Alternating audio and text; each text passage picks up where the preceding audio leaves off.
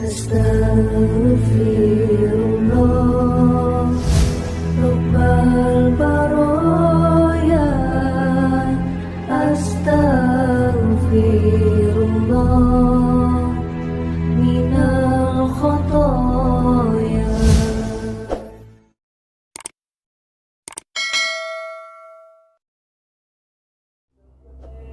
Assalamualaikum warahmatullahi wabarakatuh.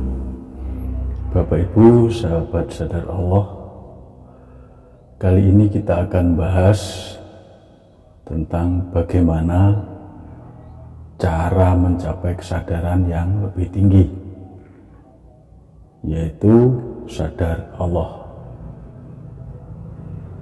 Tentunya untuk mencapai kesadaran yang lebih tinggi, yaitu sadar Allah, itu butuh proses, dedikasi, serta upaya yang berkelanjutan. Nah, berikut ini ada beberapa hal yang perlu dilakukan untuk meningkatkan kesadaran kita terhadap Allah Subhanahu wa Ta'ala. Yang pertama yaitu berzikir kepada Allah. Berzikir kepada Allah ini harus dilakukan secara konsisten dan terus-menerus. Ya, kita bisa menggunakan metode zikir nafas sadar Allah, yaitu kita menarik nafas, menghembuskan nafas Allah.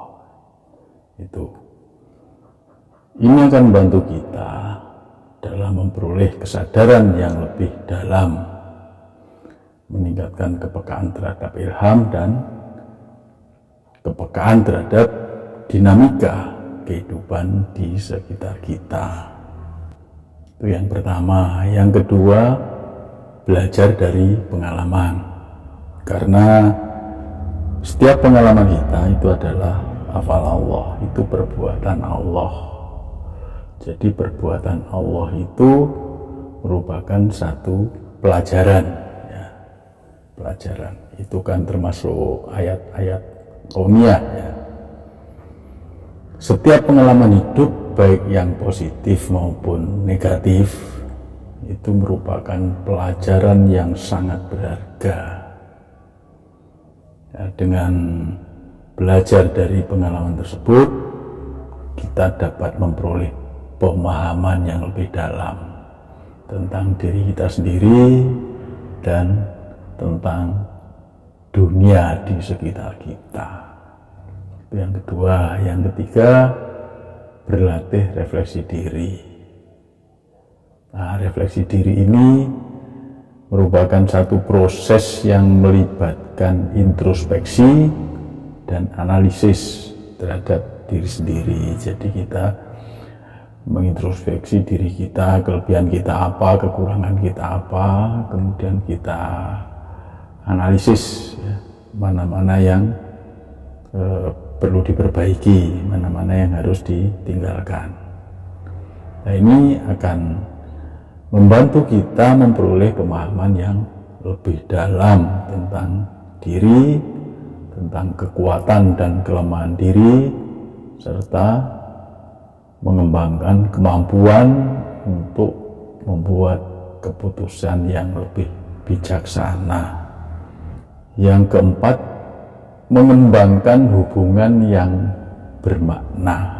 Hubungan yang bermakna itu ya hubungan yang tidak main-main, ya, yang harmonis, yang bisa memberikan nilai-nilai kehidupan, ya, memvibrasi nilai-nilai positif, ya, nilai-nilai ketakwaan dalam diri kita. Itu jadi hubungan yang bermakna, baik dengan keluarga, dengan teman, atau komunitas sadar Allah, ya. Ini dapat membantu kita memperoleh pengalaman dan perspektif baru, serta meningkatkan kesadaran kita tentang kebutuhan dan harapan orang lain. Nah, ini menyangkut kepekaan sosial, ya. Karena kalau kita berzikir kita berzikir nafas sendirian dan tidak pernah berhubungan dengan orang lain, nah ini rawan akan terjadi penurunan ya. Kesadaran kita bisa menurun, bahkan bisa hilang ya. Karena kita kurang berhubungan dengan orang-orang lain, terutama yang sefrekuensi. Berikutnya, meningkatkan pengetahuan dan kesadaran sosial. Jadi meningkatkan pengetahuan dan kesadaran sosial itu dapat membantu kita memperoleh pemahaman yang lebih dalam tentang nilai-nilai dan norma-norma yang mempengaruhi cara berpikir dan berperilaku yang lurus ke Allah. Jadi pengetahuan itu juga penting, karena pengetahuan, pemahaman itu juga erat kaitannya dengan kesadaran sosial. Jadi kita harus selalu menuntut ilmu ya. Nah, ilmu itu baik ilmu secara teori dan ilmu laku ya, ilmu laku. Jadi kita ini harus melakukan. Kalau kita melakukan, maka Allah akan menambah ilmu kita ya. Kalau kita melakukan, maka kita akan punya pemahaman. Kemudian yang keenam, mencari pembimbing spiritual yang sefrekuensi. Nah, pembimbing spiritual yang sefrekuensi itu pembimbing spiritual yang sudah mencapai makom ihsan ya, tentunya sudah sadar Allah ya, tingkat sadarannya jauh lebih tinggi dari kita, yang punya pengalaman dan pemahaman spiritual yang lebih tinggi. Hal ini tercermin dalam perilaku sehari-hari dalam menjalankan perintah Allah.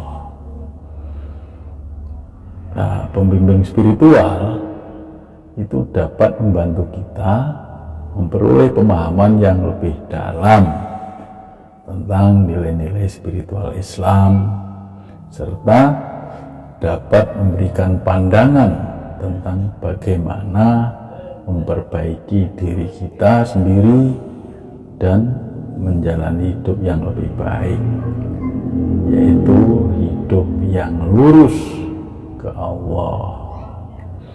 Apabila kita ada masalah, kita tidak tahu ini benar atau salah, ini lurus atau melenceng, ya, kita bisa bertanya atau berkonsultasi dengan pembimbing spiritual.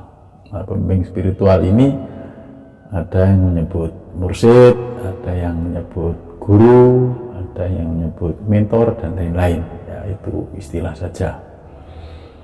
Nah, hal-hal seperti yang saya jelaskan tadi itu sudah seharusnya diterapkan dalam beribadah ya, seperti sholat, puasa, dan ibadah yang lain, termasuk berbuat baik kepada sesama dan menjalankan kewajiban sosial. Nah, karena kita selain hamba Allah, kita juga khalifah Allah. Hal ini juga menjadi bagian penting dalam mencapai kesadaran yang lebih tinggi, yaitu sadar Allah yang lebih permanen dan selalu meningkat.